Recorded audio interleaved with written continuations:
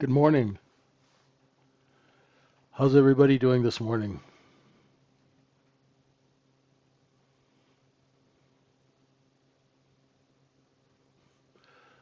Aloha, Cisco. How is France? Good to have you back, brother. Hola, Juan. Hey, trade maker Alexander. How you guys doing? What's up, Dunny? Whole morning cruise here. Nice.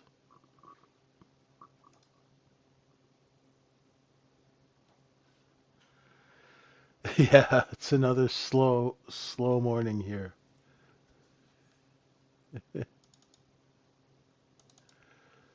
I haven't even opened up my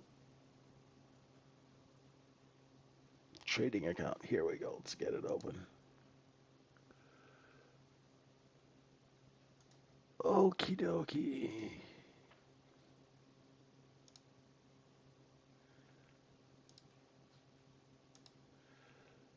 Hey, Tim. How you doing? Welcome, everyone. I'm JJ. This is the tradingsyndicate.org. If you're just joining us for the first time on YouTube, good to have you all with us.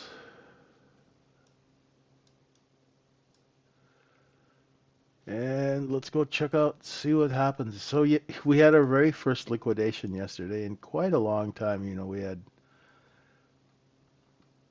up, up, up. It's the very first time we broke trend, put in a nice low here at 73.62. We did a look below and fail of 73.91. And you can see there's the position from yesterday being sold at night.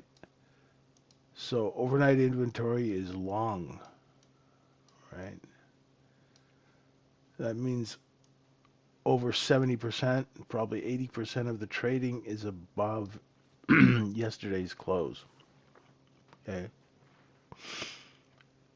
So what that means is we're looking for a move down to correct inventory when London opens here in about 10 minutes. Okay. You can see,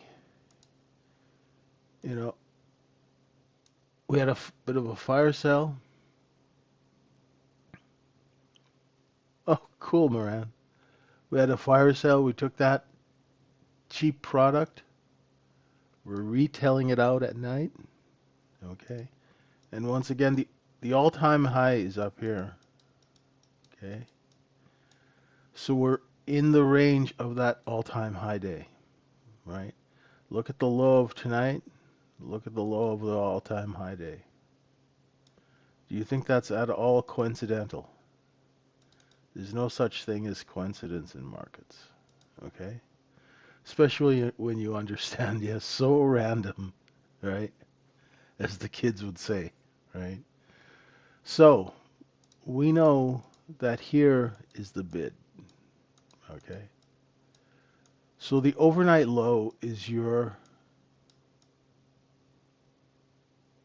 reference. If today the market cannot get underneath that overnight low, you're going to get this. If we take that, that's a swing high, and if we take that, it's going to trigger stops, and you're going to get upward momentum, okay? Hey, Travis, what's going on? Good to see you. So that's what we're looking at for longer term.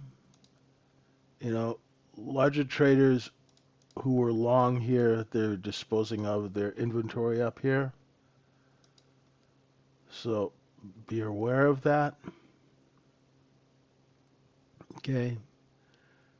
And let's go see what we're dealing with tonight. We finally got a little liquidation. The point of control moved up. It was down here. We moved it up. Good distribution, right? So my balance levels were 26 to 31 quarter, double it to 42. So we did a nice look above and fail of 42. And you'd be covering some of it here. And I'd say if you're still short, you'd be looking for bids right around here at 34, 33. All right. When I say looking for bids, I mean looking to cover. Hey, Jerry, how you doing?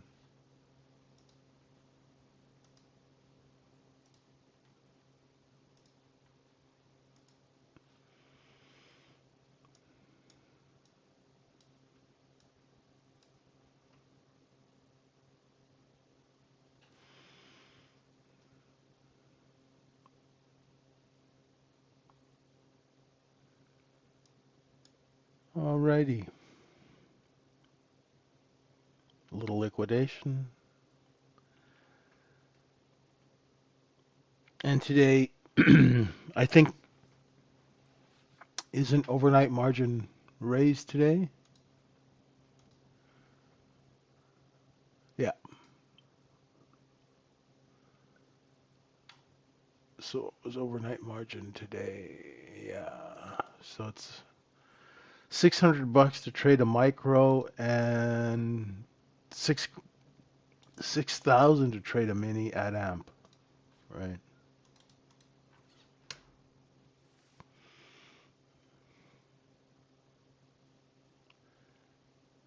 But actually not a bad range considering there's not as many traders in the market. Hey Raj, what's going on? Yeah, so we got what PPI today's Wednesday, isn't it? Yeah, it is. Core PPI. Tomorrow retail sales, jobless claims. So not a bad week. That liquidation did trap quite a few shorts again. Yesterday's point of control is here. So the cost basis of yesterday is here. And let's see how the cookie crumbles. So we're breaking that 35. Remember we were looking for bids at 34?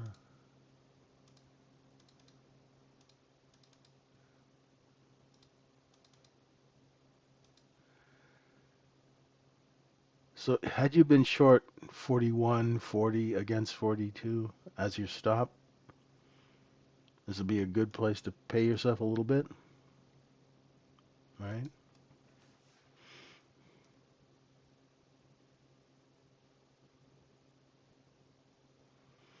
It's okay, Howard. 3 points is 3 points, right?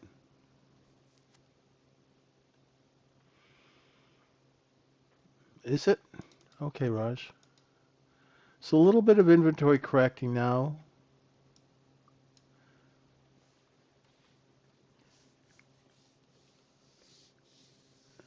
Gotta admit, I haven't been as dialed in this week as I should have been. We got a lot of stuff going on at home, so. Girlfriend got a new job, so she's moving again, so. A little bit distracted, so I haven't been trading any kind of size. A little bit here, a little bit there, just to getting my chops back. I think my voice is almost back to normal. So.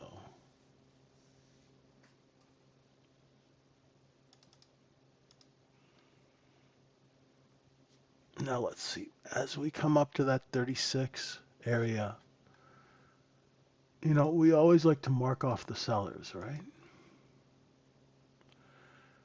I sound less exhausted. Thank you. I feel a little less exhausted.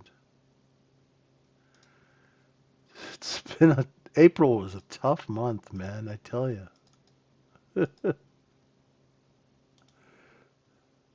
It's okay. What does not kill us makes us stronger, right? So let's see. So if you were short on that look above and fail of 43, you should have covered a bit by now. Otherwise, you're leaving profit on the table, and you don't want to do that in these markets. You know,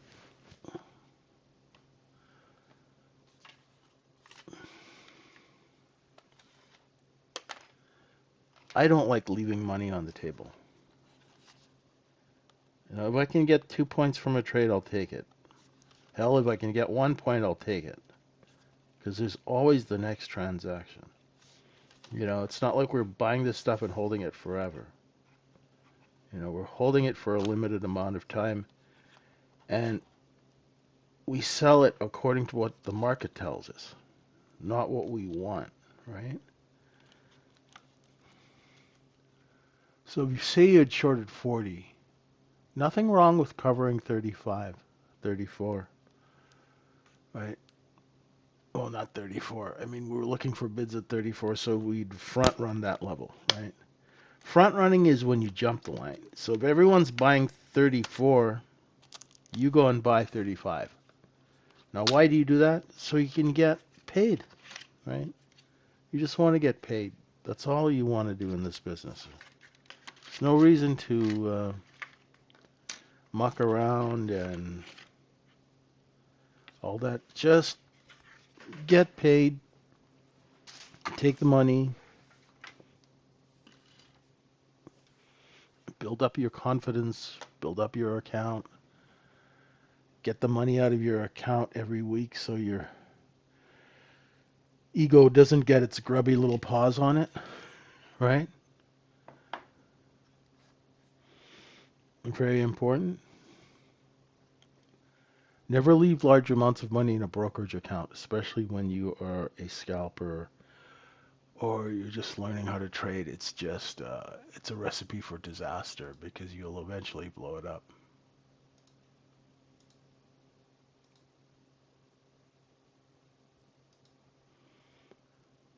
Okay, what's our next move here? What's our next move?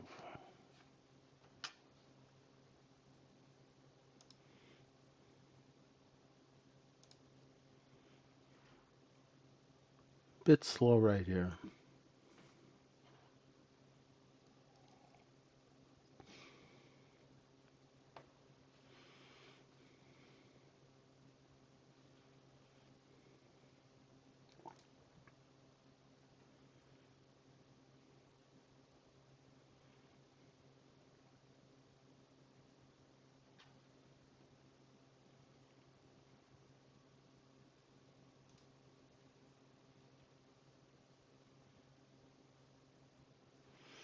Oof, tiny candles.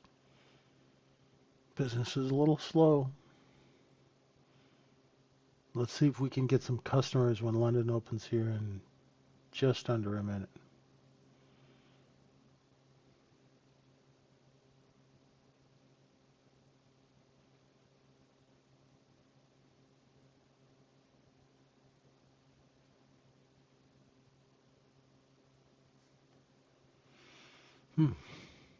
Any questions?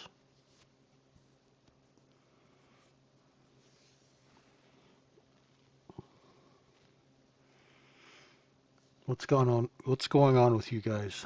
How are you doing? Anybody been trading tonight? See that Howard got a couple in. Now London opens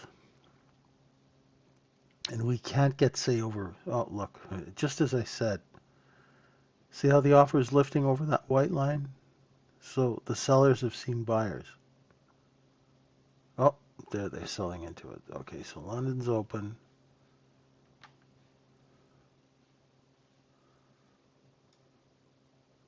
This isn't the best place to take a trade because it's right in the middle of the zone. So London is opening and it is moving higher. Let's see where they sell into it.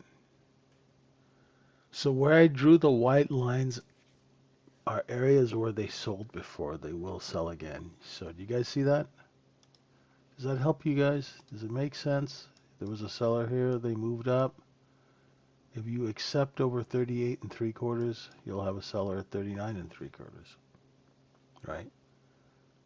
That gives you what we call situational awareness. You're aware of where the sellers are, where they step in.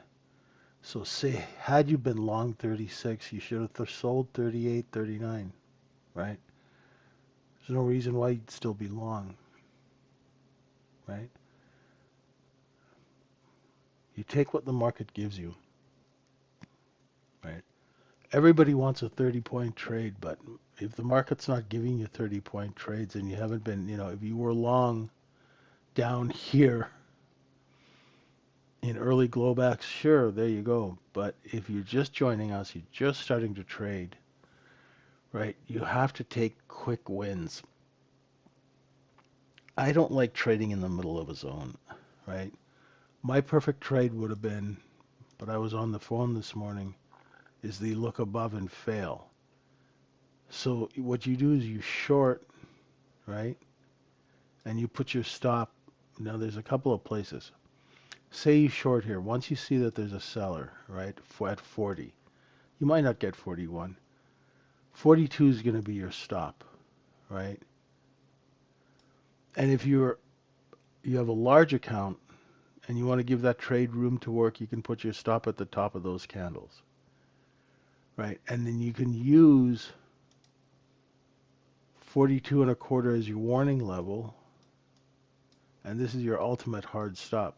So say you're short 41 and the market starts climbing over 42, it gives you time to react, and you could even probably close the trade. If you start seeing some serious buying coming in. Right, so you short, stop, and then you put your bids in here and you cover on the way down.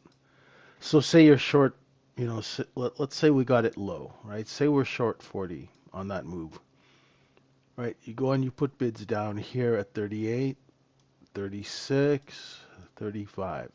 And as the market comes in, boom, boom, boom, boom, it hits your bids and you're done, right? Nice and simple.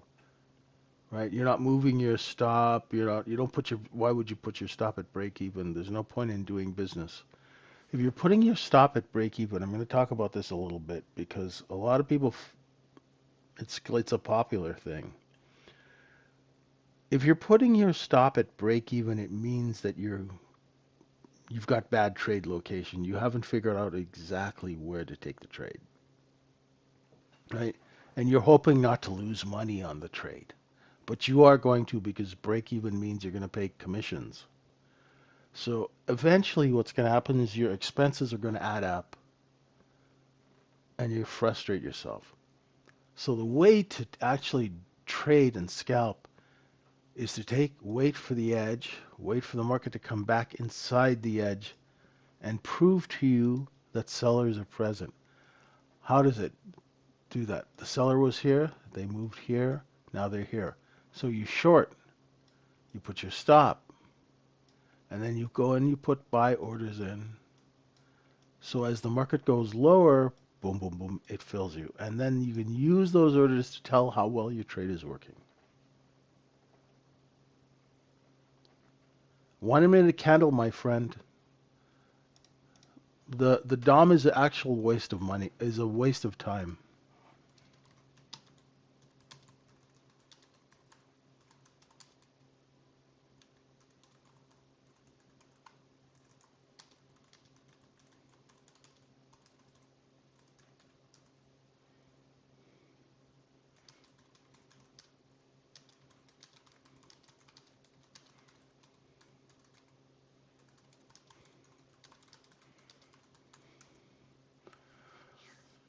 Yeah, the DOM is meant to be manipulated. Footprint charts are okay, but they don't give you the information you really need. Am I trading on the chart? No, I use the DOM to put my orders in, right? The DOM is an order book, so I put my orders in, right?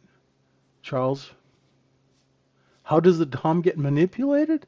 Okay, Charles, right? For example, let me show you, right? I'm going to show you a DOM from the equities world, okay? And for people who've seen this a million times, please bear with me because no. You use the DOM to put your orders in, Charles, right? You don't trade from the DOM. You don't look at the DOM to get information about where to take trades. Do you understand what I'm saying? I use the DOM to put my orders in because that's what it's for. It's not for, right? Do you get what I'm saying? Yeah. So here's an example of a level 2, which is a DOM, okay? And this is a deal that we did. We took the stock from under $10 up to $50 a share. Now, every single one of these orders is me. You guys don't know this, but I own everything here because my clients own all of the stock. My job is to distribute the stock or sell it. So I paint a picture that makes you guys think, look, there's a big bid, there's a big offer, look what's going on, right? But you guys have no idea that every single one of these market maker orders is me. Now, if I didn't tell you that, you'd still wouldn't know, right? And no one's ever going to tell you that, right? Here's another instance of another level 2 of a deal we did, right? So if you were to come in and look at this deal, right? Whoop, hang on. Let me just go back. I love that. Thank you. You've been helpful. One sec. Let me bring that up again. Where'd I put it? Here we go. Okay. So on this particular deal, right? Let me just get rid of this guy here because he unupdated. You see this bid for 100,000 shares? That's me. These are all my lookout bids. These are all my offers. So when we're trading the stock out, I own everything. Everything is me to paint a picture that makes you guys come in and buy. And I herd you guys like sheep into my offer so you buy. Get it? So that is a completely, there's no use trying to read it when you can see the actual transactions. You can see clearly that there is a seller here at 39. See? So simple, right? So had you been long at 36 and you know that there's a seller at 39, you sell at 38 and a bit, right? Trade and bounce. Very simple. Right? Instead of watching the DOM and you're watching all this movement, right? You're just watching all these numbers move up and down, right? And you're looking at these numbers and you think they're meaningful, but they're not. Because here's the thing. No trader in his right mind is going to put all his orders out that are visible for you to see. Does that make sense? It'd be like if you're sitting at a poker table and they show you all their cards, right? It just makes absolutely no sense. So people who are teaching you how to read the DOM and stuff like that, they're full of it.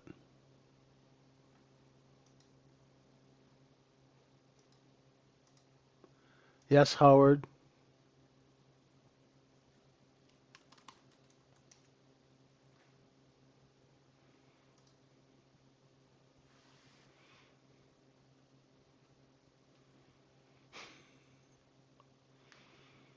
Right back to the pocket down.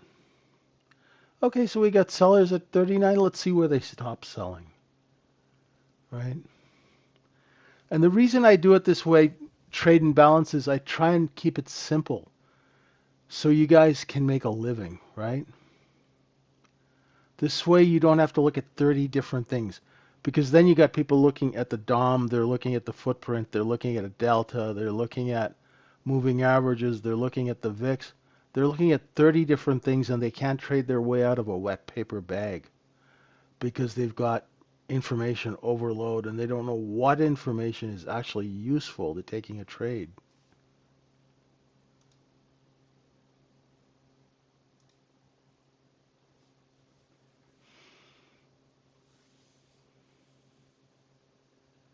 No problem. So say I want to sell a large quantity of anything, right? I'm going to show you guys on the DOM or on the level 2, I'm going to show you that there's a lot of buyers, big buyers. So you guys will all come in and buy, and then I can sell it to you. If I want to move something down, if I want to push a stock down to buy it cheaper, I'm going to show you that there's a lot of big sellers. And you guys will all panic and sell the stock, and I can buy it on the cheap. Get it? And that's not manipulation, that's business. People call it manipulation because they don't understand the business and they're not in the business, right? It's just like, you're in a business to sell a product, or if you're working for clients to buy a product and you're working orders and you need to do whatever you can to get your clients the best price, and that's all that matters. So here we go, coming down to the 34s. Let's see if that 34 bid will hold. If we break the 34s, you're looking for 31 and a quarter. Okay.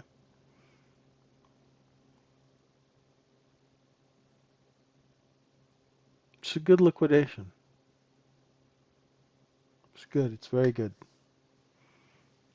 Healthy. Very healthy.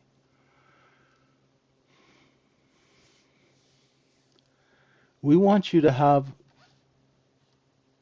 and use only the information you need, right? Right? Because the more information you look at, the harder it is to make a good decision, right? So say, like Cisco said, we were right there at 39. Say you shorted 38 and a half or 38, right? Now, these are not trades from the edges, but say you shorted 38 and you had your stop at 39 because that's where the seller is, right? Do you get that? So the seller is here. You're selling with the seller as the sellers, as they lower price. So you know that there's going to be some buying here just underneath 34. So you'd go and you put your buy orders here, right? And if you, say you shorted 5 contracts here, cover one, cover one, cover one. And if you want, you can leave the last contract under here, right? But if the market doesn't hit your bid, look at that big green candle, right? So say you had shorted 38. Why wouldn't you cover 35 and finish that trade off? Right? Because if your 34 bids don't get hit, go take the offer and buy the 35, pay the extra 4 ticks, and book a profit. Because right now you've come right back to your entry, and you have left all of this money on the table. For what? Right? Does that make sense? You always, always, always cover into weakness and you sell into strength. When you're long, you sell into strength. Why? Because that's what the professionals do. That's what the business is built around, selling into strength. The business is built around covering into weakness. Why would you go against the principles of business that you're trying to make money in, right? So if you think it's going to go to 74.28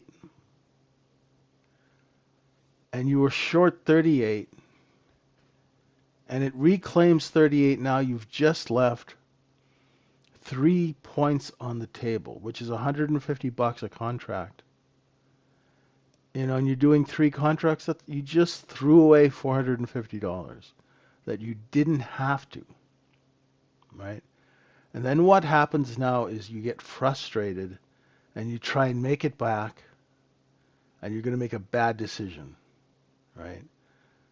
So what you want to do is you want to make good decisions and book profits, right? Just because a market has a range of 40 or 50 or 80 points doesn't mean you have the skill or the money to make that. Holding trades longer takes a lot of money, and you have to really, really, really have a thesis that makes sense, and you have to be able to cut contracts, add contracts, which is a business expense. If you can't afford the business expense, Don't do it. Why not take the 450 bucks?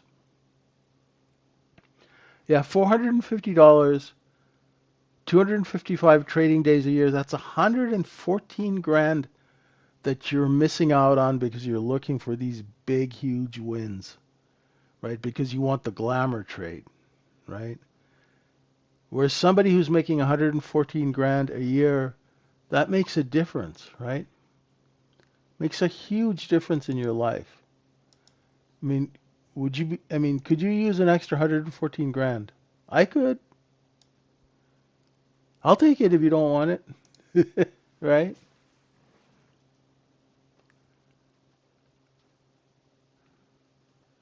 All these trading rooms and mentors and everyone, they're trying to convince you to hold trades longer when they actually don't, right? And the people who are charging $500 a month for a trading room, they're using your money to trade with.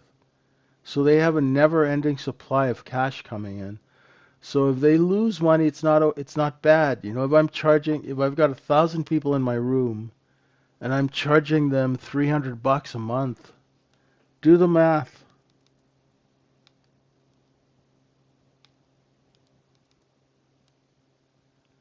right? I can lose 50 grand on a trade because the next month I got another 300 grand coming in, right? You know, so it's not practical information that they're telling you, right? They're not giving you any kind of practical information. They're charging you a lot of money and they're feeding you misinformation and you're not making money and you're being taken advantage of, right? And then they'll come along and try and sell you some order flow software, right? Which is complete bullshit, right? All the order flow software you need is a 1 minute candle chart. It tells you where the sellers are, right? It tells you, oh, okay, there's sellers here, and the sellers stop selling here. Do you guys understand what I'm trying to get at? I know it's a foreign concept, right? You know, it's always easier to be lied to than to accept the truth. But for the people who are listening on YouTube, you know, we're not trying to make money off you at 19 bucks a month in our room. We have the cheapest trading room out there that gives you the best money bang for your buck, where you can actually get information that you can use to make money. Practical information. We'll teach you when to trade. We'll teach you when not to trade, right? And that process is kind of slow and boring. I'm not going to lie. And it takes discipline, and it takes time, and it takes repetition. The trick to retail trading is repetition, discipline. That's really all it is, right? And being able to observe. Now, to be able to observe, you've got to sit and watch. You can't be in a trade all the time. So if you do that, what we'll also do is we'll help you manage your brain, right? We're going to help you manage your brain. So I'm a huge believer in trading psychology before you lose all your money, right? So if you understand the business, then you'll understand why you're going to make emotional decisions. If you understand why you're going to make an emotional decision and you understand that it's going against business practice and common sense, you're not going to do it, right? There is no point in blowing up 30 accounts, mortgaging your house, losing your house, and then going, oh, I need a trading psychologist. It's too late for it, right? It's too late. Use trading psychology in a practical way before you start. Learn the business and then use psychology to police yourself. So am I being desperate? Am I being undisciplined? Am I searching for trades? Like right now there's nothing to do. Look how small the candles are, right? we I hate seeing people lose money. I because you guys, you guys aren't trust fund kids. You're not billionaire, your dad's not a billionaire who just gives you 100 grand every time you blow up your account. You work hard for your money. That money goes in seconds when you come into the market, right? What you worked a year of hard work, back-breaking work, taking shit from your boss, right? Taking crap from your customers, right? All of that evaporates in seconds when you step in the market, right? You can work for 3 months, you make, say, 5 grand a month, and it's not easy work. You got 15 grand, you come and put it in the market, and it's gone in less than a week. That is heartbreaking, right? So we try and teach you how not to lose money, when to trade, when not to trade, and how to take practical trades, right? That actually work with the business. If you know a little bit about the business, then you're going to know when not to do business, right? Like right now, there's nothing to do, right? It's choppy. The candles are getting smaller. We're nowhere near an edge, right? There's nothing to do. There's no trade. When there's no trade, you relax.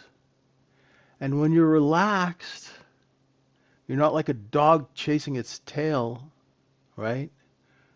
Right? You're not like a chicken with its head cut off, right? You're relaxed and you can wait for a proper business setup. And when that setup comes, you'll be able to capitalize on it because number one, you have money and you haven't blown up your brain, right? How many of you overtrade and then when the good trade comes, you're too tired or you miss it? It's happened to me. It's happened to everyone, right? How many people get upset and overtrade? Now, I don't do that because I was raised in the business, right?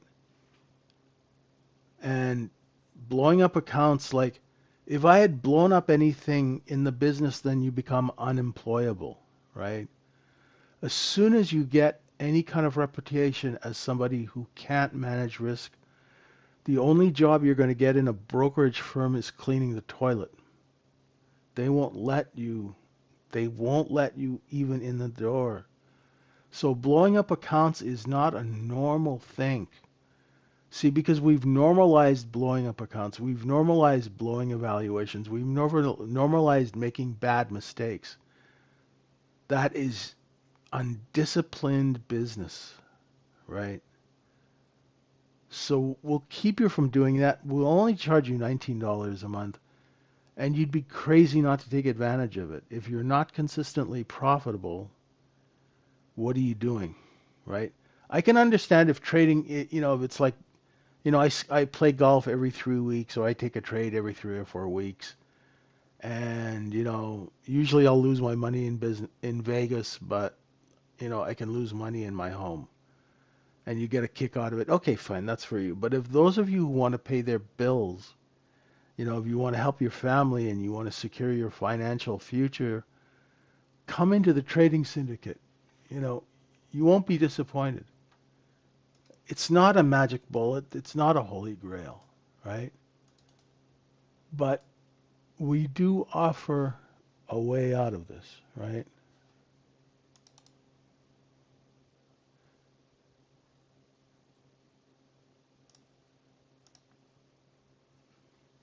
You know? So right now, you're nice and relaxed. No problems, right? Market's slow, right? So think if you were working in a store behind the counter, right? And there's nobody coming into the store. Are you going to freak out and start throwing the bread out the door and, you know, knocking stuff off shelves? No, right? Are you going to take the money in the cash register and start burning it with a big lighter?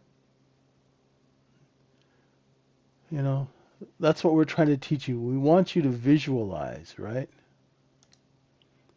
We want you to visualize business. If you can visualize business, you're less likely to make stupid mistakes. You're less likely to overtrade. You're less likely to trade from a place of emotion. You're less likely to blow up accounts, right? Nobody blows up accounts in the business. It's not like you open up a brokerage firm and bankrupt it that day and then open up another one the next day. That's not how business works, right? I know it's a little preachy, but it's slow. When it's slow, I kind of preach because retail traders need to hear this, right? They need practical information. They don't need to be looking at DOMs or footprint charts or delta or all this crazy crap that they've invented. All you need to do is, where's the buying? Where's the seller? Are the sellers lowering price or are they increasing price? Is the market trending or is it going back and forth? What business setup do I have in a trending market? What business setup do I have in a market that goes back and forth? When it's going back and forth like it is now, is it tradable? Is there any follow through? Oh, the candles are only 1 point. There's no opportunity. Simple stuff will keep you from losing your money, right? And if you keep from losing money, you'll be able to make money when the time comes, right? And our and unlike all these other people, the room, we teach you the reason for taking trade, right? So this is the look above and fail of 42. What does that mean? So when we went up to 42, this is 2 times cost basis, right? So this is the maximum price. The market looks above and comes back in. Nobody wants to buy it at 43, 44, 45. So then the sellers show themselves. The sellers start to compete. And what they do is they come in the top of the candles. When the top of the candles are going down like this, it means the sellers are lowering price. That is your signal to short because they're lowering price, right? But at an edge, not just anywhere, not just anywhere in the chart. So there's a business reason to take the trade. When do you get out of the trade? If it takes that candle or if it takes that level. If it goes like this, it means the sellers have seen buyers. When the sellers see buyers, what do? They raise price. There's no reason to short into a lifting offer, right? That is one of the simplest rules that any rookie trader knows. You don't short the market when the offer is lifting because it means the sellers have seen buyers and they're raising price. Why would you short a market where they're raising price? It makes no sense. You guys get that? There is no reason to short a market when the offer is moving up. Wait for the market to get put on sale. You're not going to catch the top, but that's folly, that's stupidity, right? You wait for the sellers to show their hand and show you that they're putting the market on sale. That's when you short. When they stop moving that offer lower, that's when you cover, right? It's simple. It's not easy because you have to practice, right? It's just like if you pick up a violin, right? It's going to sound like you're torturing an animal when you first start playing it, right? You're not going to sound like, Yehudi Menuhin or Yasha Heifetz. You're not going to sound like a virtuoso, right?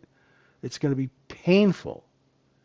Trading's the same way. You pick up a piano, not a piano, you pick up a saxophone. It's going to sound like you're strangling a goose. But you need to practice, right? Trading is a physical skill, right? It's a physical skill that is just based on repetition and discipline. That's all it is. There's no mystery. There's no secret algo that controls the market. There's no alien that kidnapped a market maker and made them program on it.